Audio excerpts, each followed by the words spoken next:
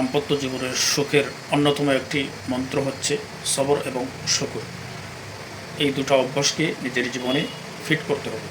যাদের মধ্যে সবর নেই, শুকর নেই, কৃতজ্ঞতা আদায়ের অভ্যাস নয়, এই মানুষগুলো কখনো দাম্পত্য জীবনে সুখী হতে পারে না। দাম্পত্য জীবনে সুখের অন্যতম মূল একটি মন্ত্র হলো সবর এবং শুকর। কারণ দুটি ফ্যামিলির দুজন মানুষ একত্রে সংসার করবে, একই ছাদের নিচে থাকবে, জীবন কাটাবে, সব কিছুই যে বেটে গলে মিলে যাবে কিয়ামত পর্যন্ত কখনো সম্ভব না।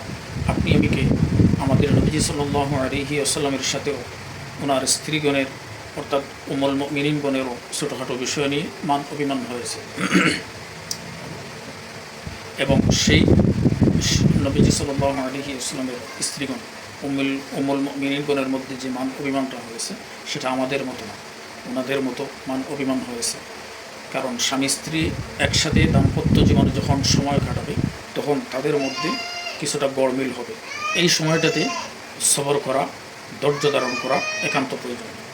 কারণ এবাদতের গুরুত্বপূর্ণ একটি পাঠ হচ্ছে সবর করা, ধৈর্য ধারণ করা।